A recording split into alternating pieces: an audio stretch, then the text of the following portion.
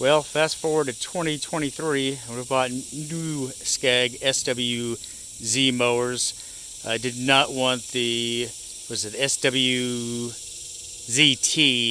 because I just do not like the hand controls on them. I like the handlebars on these mowers. The leaves you to manhandle it into spots that's more difficult to do with the ZT version. These also have the thicker steel decks on them.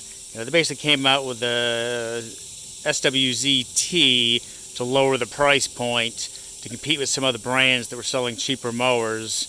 And unfortunately, guys were having trouble realizing that these mowers are really money better spent. So I guess these were moving slowly. So for 2023, you probably cannot find these mowers anywhere in the United States if your life depends on it. I probably got the last two SWZ mowers in the United States, and it was not easy to get. Multiple dealers were going to transfer them in, and then we realized that multiple dealers don't know their mowers, and we're about to transfer in the SWZT instead of the SWZ.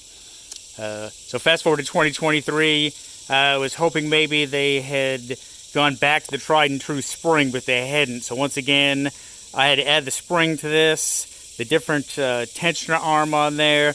But this time I was able to realize you actually can use the pulley that comes with this to modify it to work with the spring.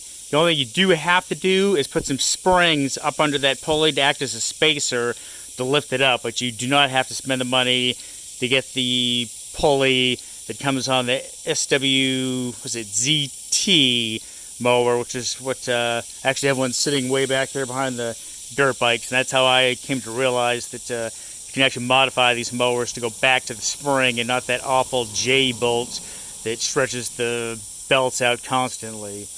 The only hiccups we had when we bought these mowers is that spindle right there. They actually inserted it the wrong way and bolted it down, so the grease fitting was actually pointing at this steel plate, so there's no way to get the grease gun on it. So we had to unbolt it, rotate it to be in the spot that it's supposed to be in. Next, the only other hiccup we had was one of the bars going down to the hydro was actually a smidgen bent, where I tried to adjust the mower to make it work just right, and then realized, once those bars are bent, there is no adjusting around that bar. So spent $25, let the dealer know, but I just bought one myself because it was going to be faster that way and swapped it out. And so far, so good. Thus far, no issues with these 2023s. Happy with them. And if you need to get a mulching kit, they are also very difficult to get. Russo Power would not sell you the kit unless you did local pickup. But what I figured out was you can actually buy every part in the kit from Russo Power and get free shipping, and that was the way to get around local pickup only and get it from Russo, which had the best price. You just had to get tricky to get them to sell you the kit. I think it was because it was heavy. They didn't want to do the free shipping deal or flat rate shipping. I can't recall what it is.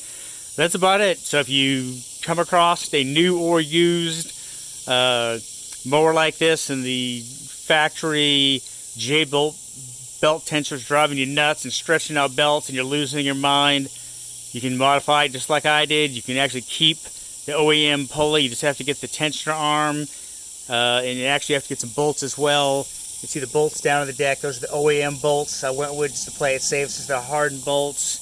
And that spring is the SWZT spring that, bolts the bottom of the tension arm. You can just barely see the bolt going down there. We got about 50 to 70 hours on these two mowers. Everything's going right according to plan. No issues as far as the tensioner being set up this way. On my last mowers, we ran it for years and years and years.